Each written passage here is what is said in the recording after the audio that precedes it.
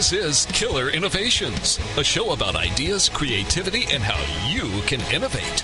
Welcome to the Innovator's Garage, where you learn to create your next game-changing killer innovation. Hello, I'm Phil McKinney, and welcome. This is the proverbial Innovator's Garage, where I've worked on technologies and products over my entire career that have resulted in products and technologies used by millions of people worldwide based on my previous career, and where I now help others go from idea to game-changing products and services. At the show, we are all about ideas and creativity and innovations, and we want to encourage you to take the risk with the idea that's rattling around the back of your mind and change the world.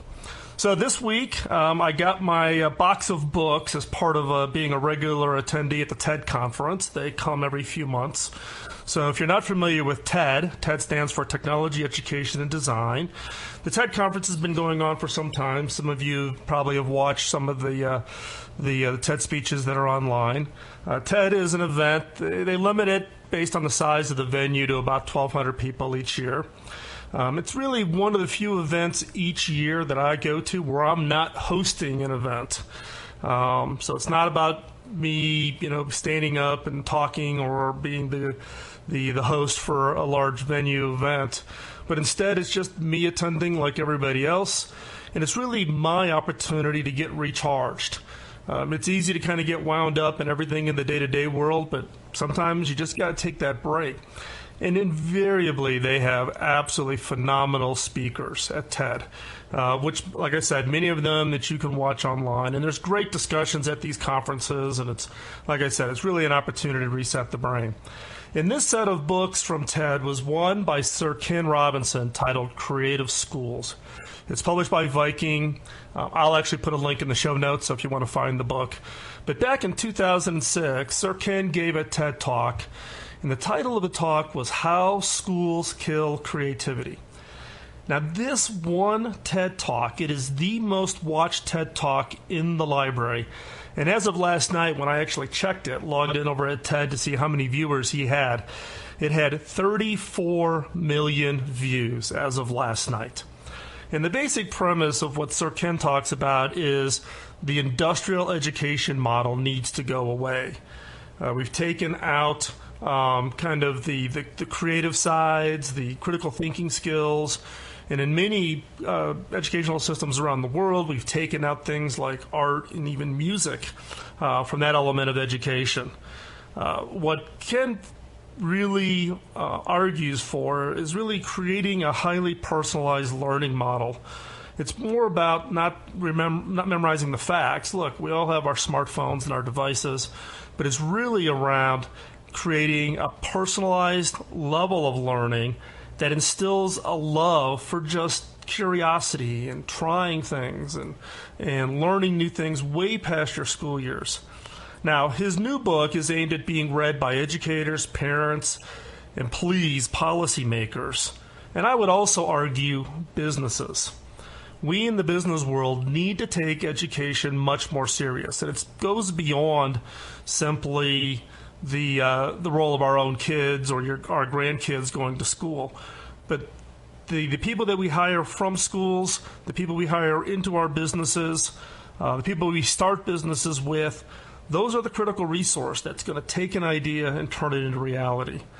And so part of Sir Ken's objective for this book is really to get that dialogue going on how we need to transform the education system and really how to prepare that next generation to compete what I call the creative or the innovation economy. Now, any country that does not prepare for this new way of creating wealth and growth will become manufacturers rather than the creators or the inventors. And no country has it locked up. Working with the U.S. Department of Education 4 or 5 years ago, they tasked me with coming up with ideas on how to innovate K through 12 schools in the United States. That is an incredibly hard problem, and that work is still underway. For the last 2 weeks, Ira Glass's radio show and podcast, This American Life, had a series on urban education and what it's going to take to transform it. So this educational transformation is a hot topic right now and one that we all need to be engaged on. In my case, my wife and I are working with the Rwandan government on transforming education in that small little country in Africa. Now, the way we do this is we invest in for-profit businesses in Rwanda, and then we use the profits to fund local social needs. We average about 75 people a day working in our largest business in Rwanda, which is Lakeside Fish Farm. I'll talk more about what we're doing in Rwanda in an upcoming show. The issue is skilled workers in local education.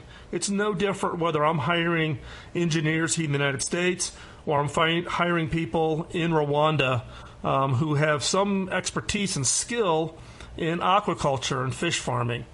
In the local school closest to the fish farm, which is in a very poor area of Rwanda, 2,000 kids in the local school, no electricity, no running water, limited sanitation. In fact, 2 pit latrines for 2,000 kids, averaging 75 kids in a classroom. So we're looking at how we can transform the local educational model with facilities. We're building, and then we'll hand over a new school to the local government. We're working with curriculum developers. We're actually leveraging a curriculum that's actually being used in Uganda that teaches entrepreneurship and critical thinking skills, and hiring staff, finding and recruiting teachers and staff that are motivated and rewarded in different ways. So as we get further into this effort, I'll share the results of that.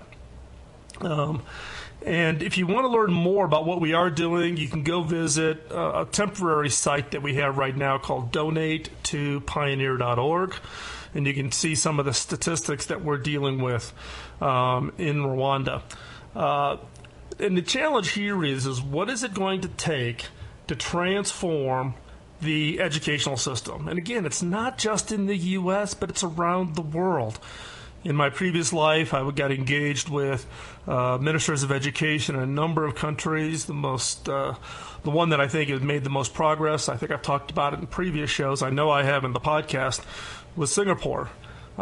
Years ago, they went through a whole effort to try to transform the educational model. Singapore no longer wanted to be just cheap, low-cost manufacturing, but transform their entire economy to this innovative, creative kind of environment. And they've spent the last dozen years or so transforming everything, including the entire K-12 and college educational system, and have done a phenomenal job. So if you are interested in education and want to look at a model that works, take a look at Singapore. Now, there's other countries around the world that are working on this and trying to do this transformation, but let me tell you, it's a lot harder than you think.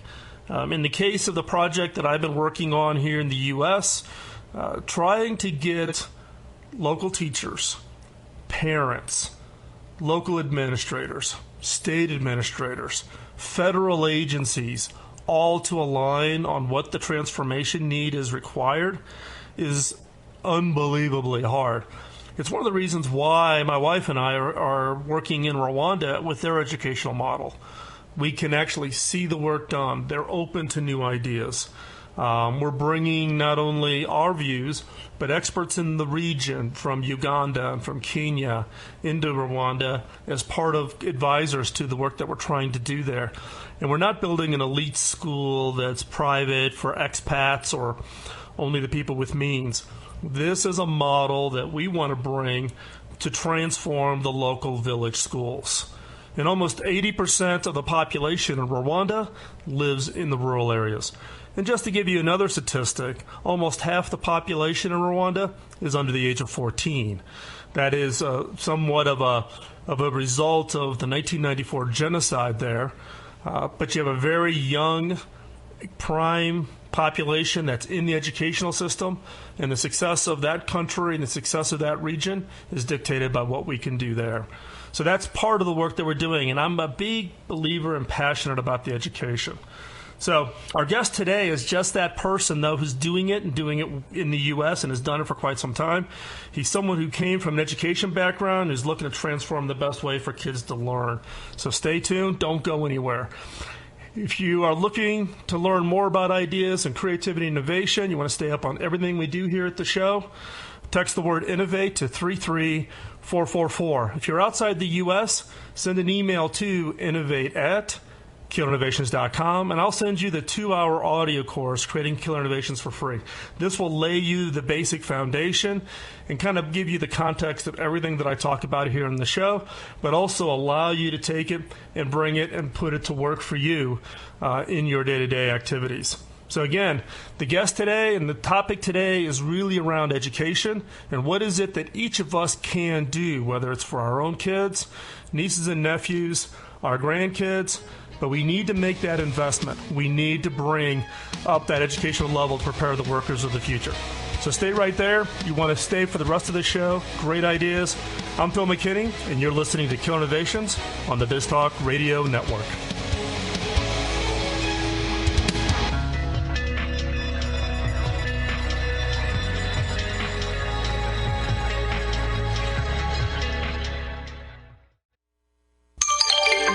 BizTalk Radio.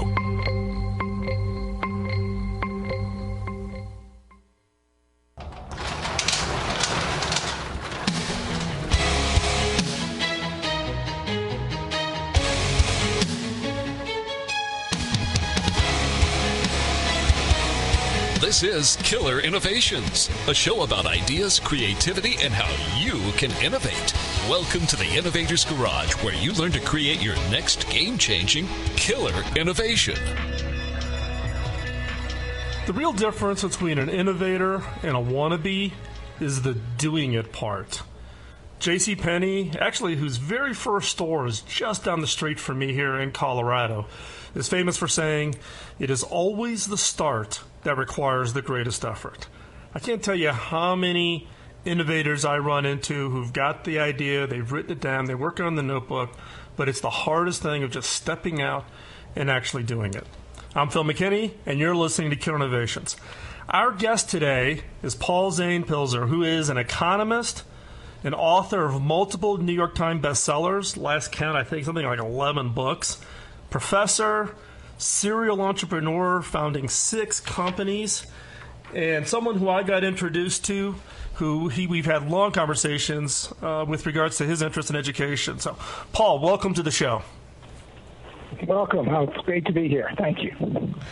Hey, Paul, give the listeners kind of the 60-second commercial about you. How do you introduce yourself when you run into somebody at a dinner party that you haven't met before? How do you describe yourself? Well, I usually describe myself with the one word I hope that sits on my tombstone one day, and that's a teacher. I teach people things, and everything else seems to fall in regarding teaching. And, of course, there's doing and lots of stuff, but ultimately I teach people. Well, I think, if you when I looked back upon your career, you've covered kind of a wide range of activities. You were, an academic. You finished your MBA by the time you were 22. You've been a professor, taught for many, many years. And then you've gone off and you've written a number of books. So take us back a little bit. In your early academic days, give us some context. You finished your MBA at 22, and then what happened next for you? I generally learned very quickly that whenever I was an unhappy customer, there was a business opportunity. There were probably other unhappy customers. And I could get mad, like most unhappy customers do, or I could get very rich and try to fix the world by trying to develop another business to develop that product. And from that, from healthcare to education, I built businesses, some of them even about $1.5 billion market cap now, that really focus on making happy customers. And that's what I see as fixing the world.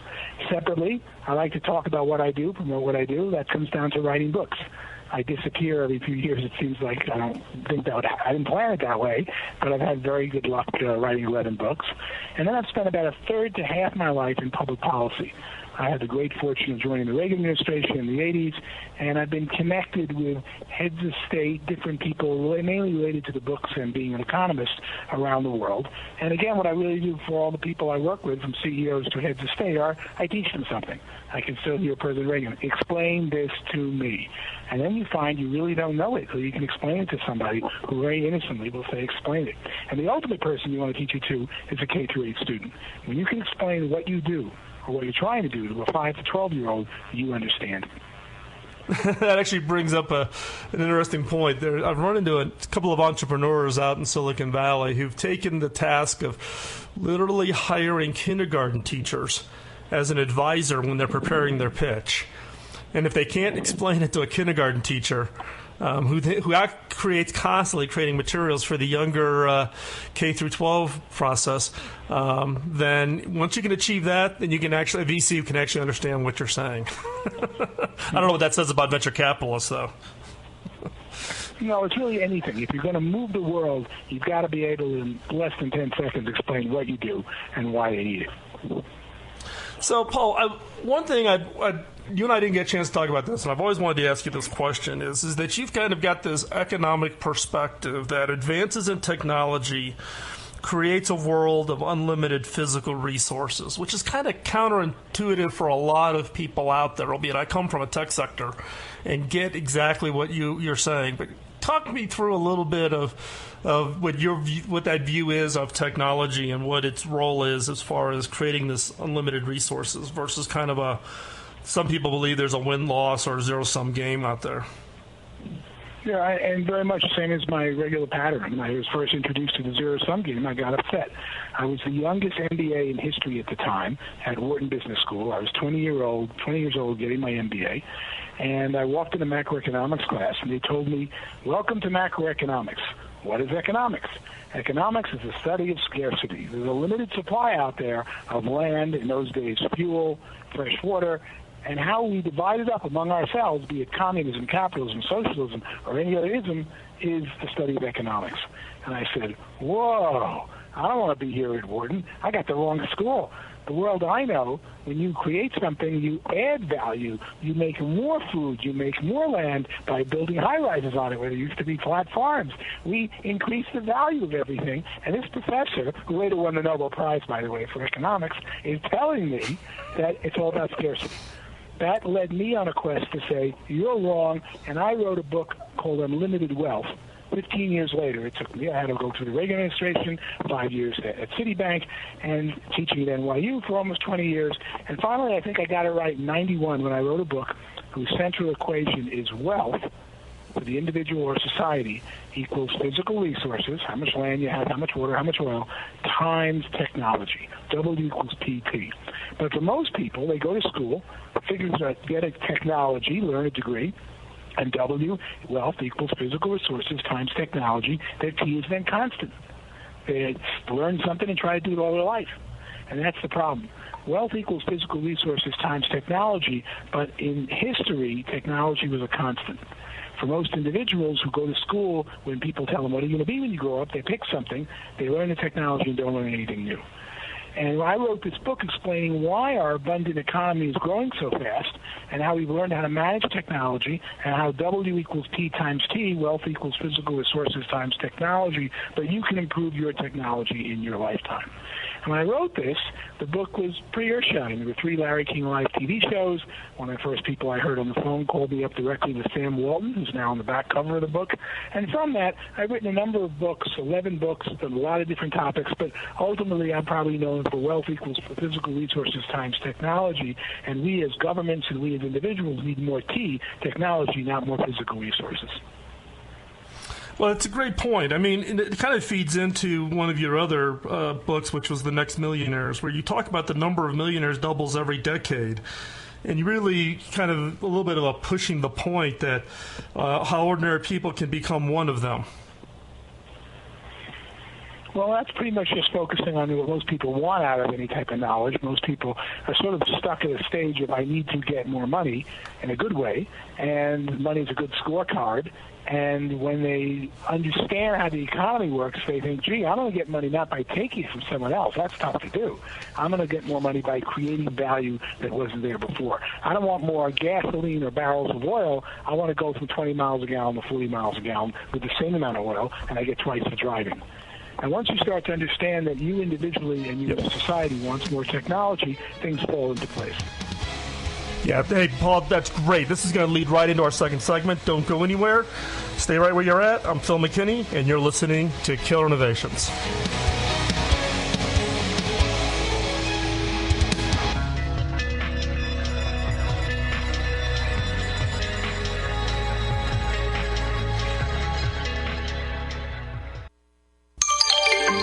News Talk Radio.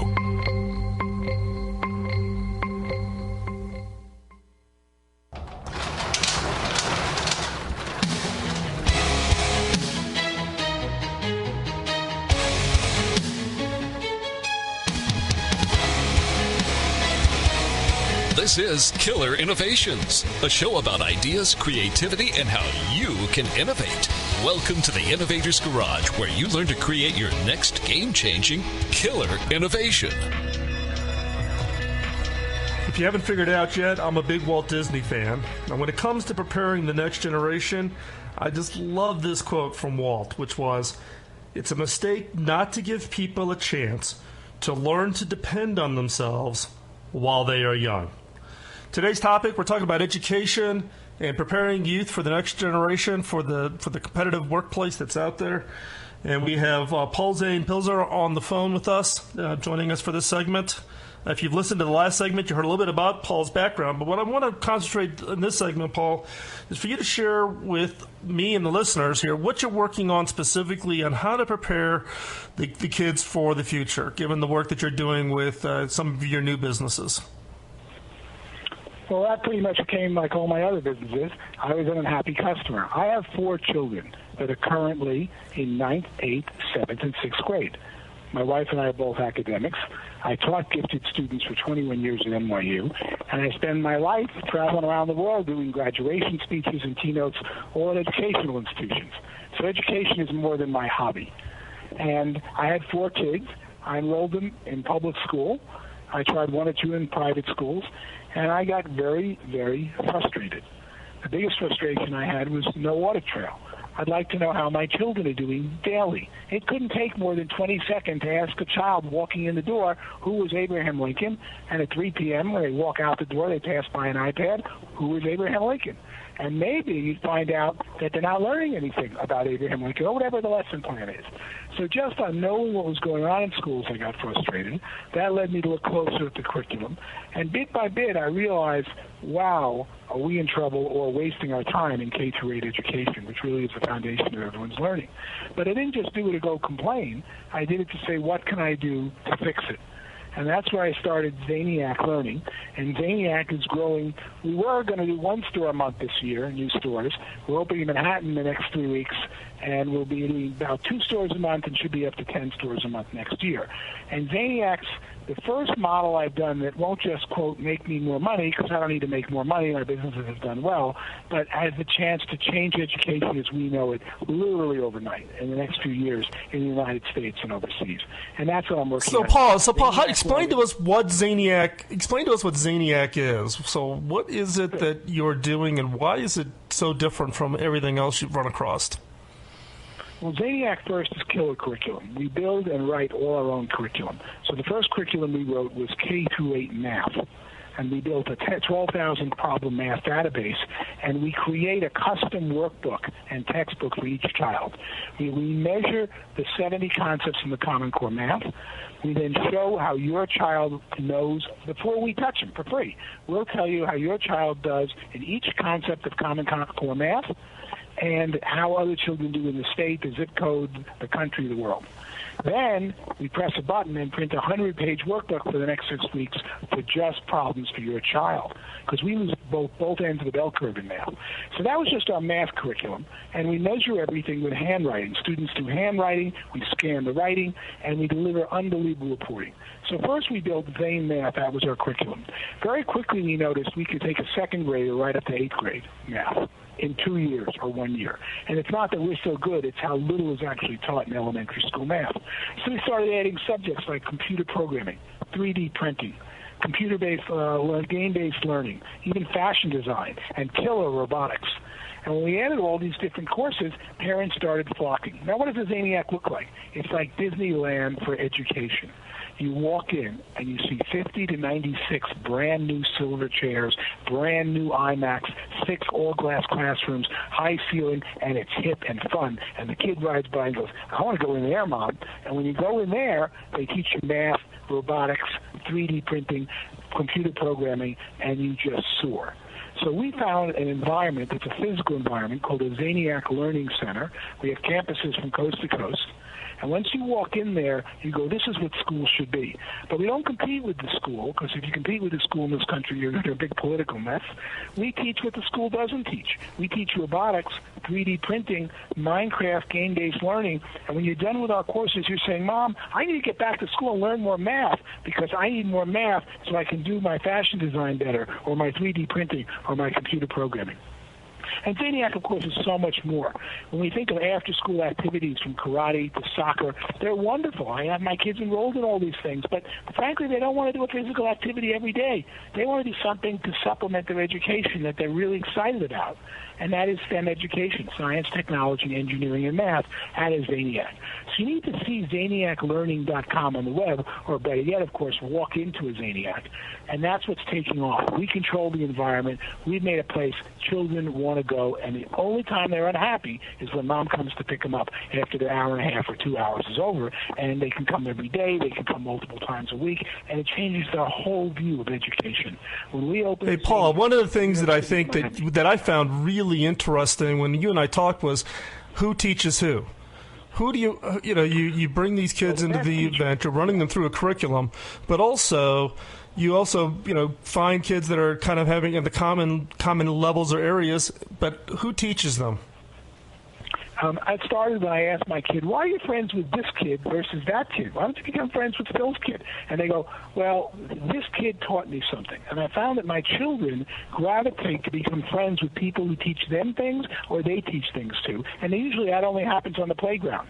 At Zaniac, the 7-year-old masters the math concept and turns around a whiteboard in a 6-room, all-glass classroom and starts writing on the whiteboard, teaching the other kid next to him.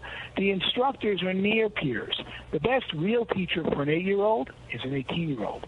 So all of our instructors are high school honor students or maybe college undergrads, and that's because they won't quit once they're high school honor students and work for us. They always want to stay a few years. And they're teaching on a very scripted model where it's measured before every class what the 8-year-old student knows. Then we measure an hour and a half later what the 8-year-old student learned. And we rank the instructors by how much their children learned. And they get very excited about improving it. So the core of Zaniac is that the best teacher is a peer. The second or almost as good teacher is a near peer. That's a 16, 17, 18-year-old for a 6, 7, and 8-year-old. Now, you can't just throw an 18-year-old in a room and say, teach math. Everything is very scripted, follows exact lesson plans, and it's using a lot of technology. It's taught live, but as I'm teaching, I press a button, and there's a full screen, big screen behind me that comes on with the intro video, then I talk about it, then I get the kids to stand up and start using the whiteboards. And so, I just find this model impressive. One of the other things you shared with me was actually getting the kids to go after and try, maybe even taking on college entrance exams. We've got just a couple of minutes here before we have to wrap up.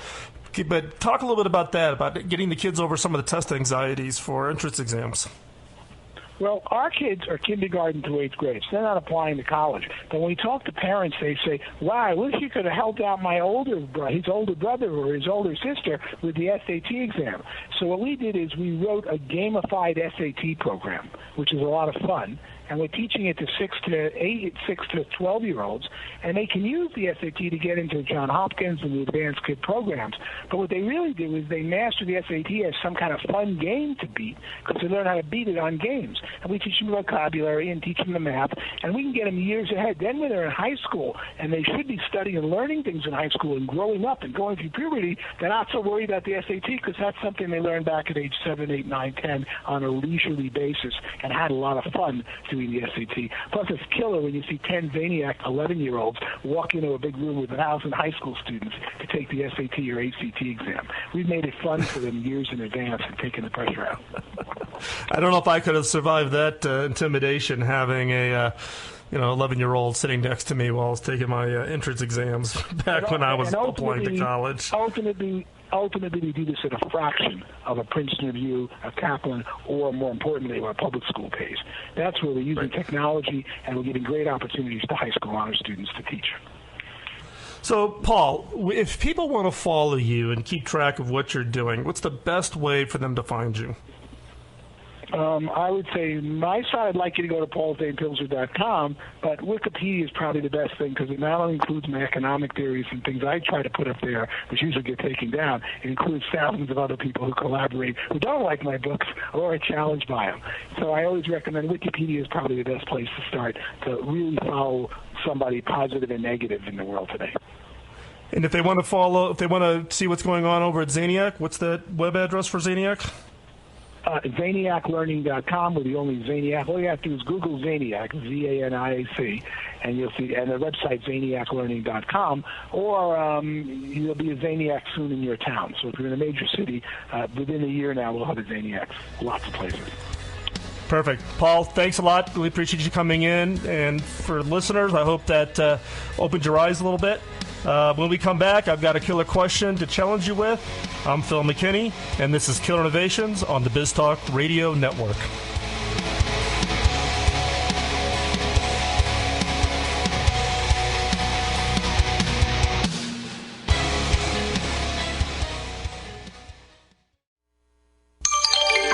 BizTalk Radio.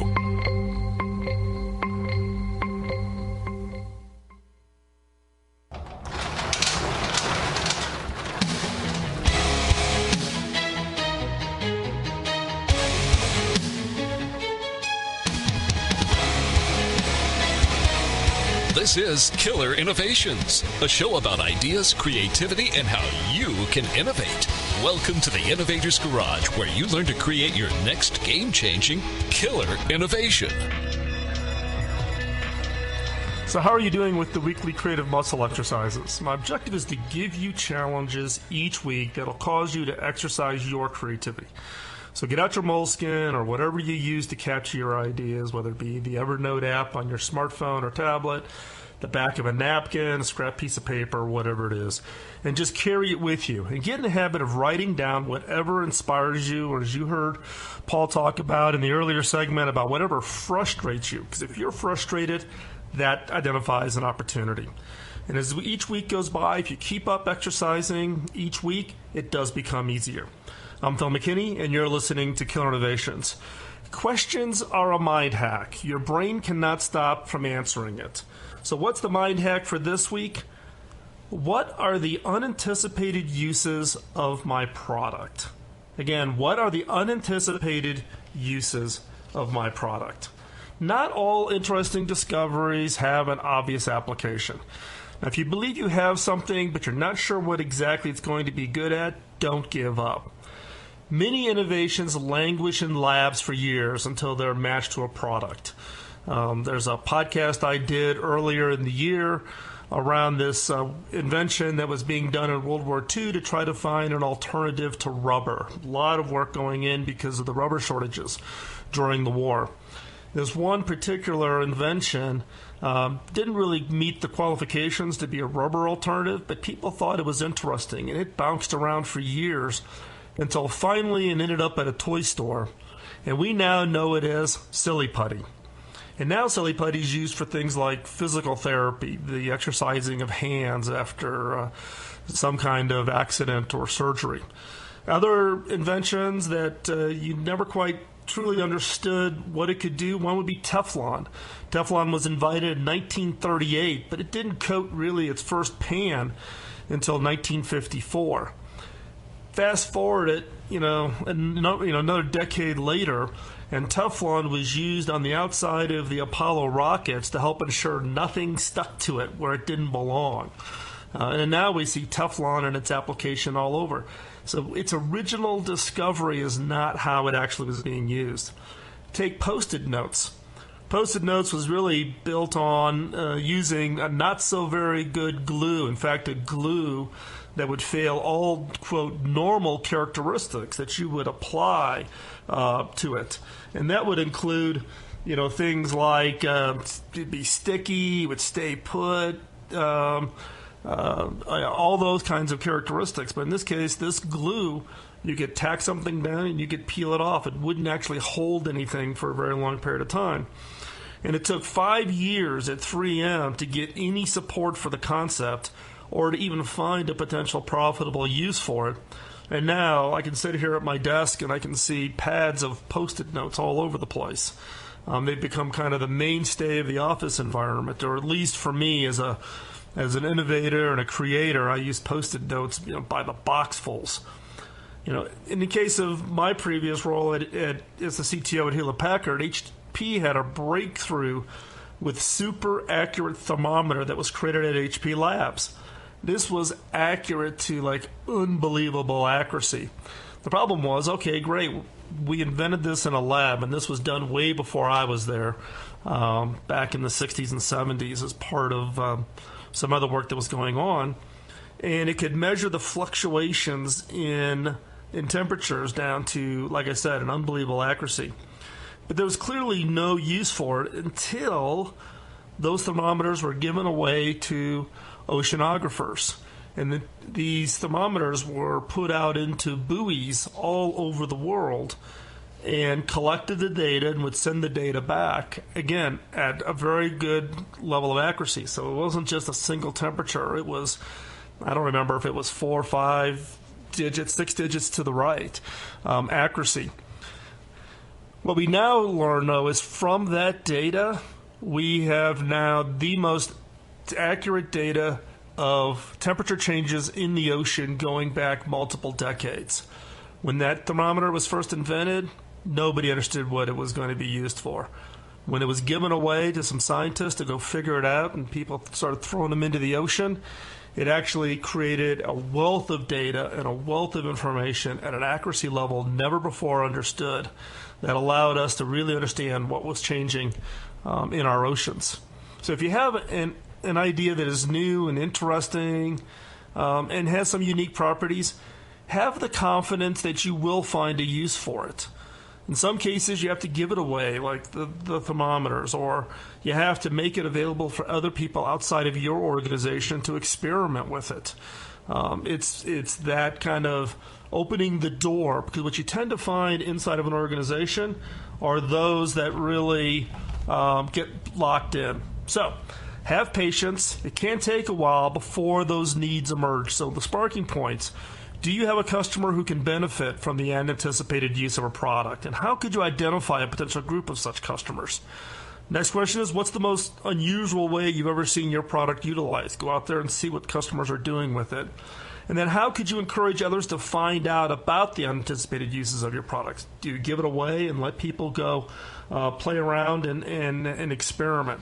So as a reminder, this week's killer question is, what are the unauthorized uses of my product?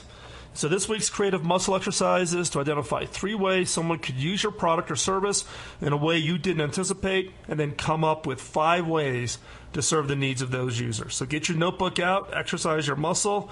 Just set aside 15 minutes a day. Feel free to email me your homework at phil@killerinnovations.com. I'll share the best on the show, or if you mark it private, I'll just reply back to you on what I think about your idea. If you can, if you feel gutsy and want some good feedback, go ahead and send them in. A few years back, I created a 2-hour audio course on how to create innovations, or how I do it. It's on Amazon, but sells for something like $19. That's crazy. Text, if you want a free copy of it, just text the word innovate to 33444, or if you're outside the U.S., just send an email to innovate@killerinnovations.com, and I'll send you an email with all the links to it. While you're at it, check out killerinnovations.com, and also go over and visit BizTalk Radio, find out all the great shows over there, and you can also listen to the show by downloading the app. If you know an innovator who has a great story, let me know. And today's show was engineered by Brandon, who's always the one having to keep me on track, which is a difficult task. I'm Phil McKinney, and don't let the innovation antibodies get you down. Keep on innovating. Talk to you next week.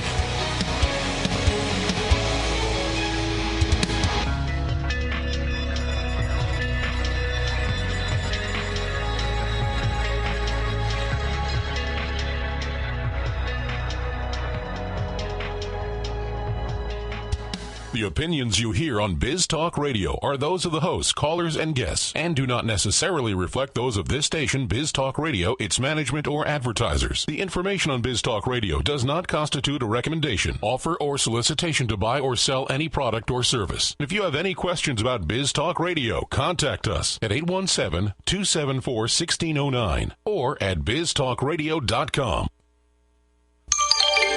Biz Talk Radio.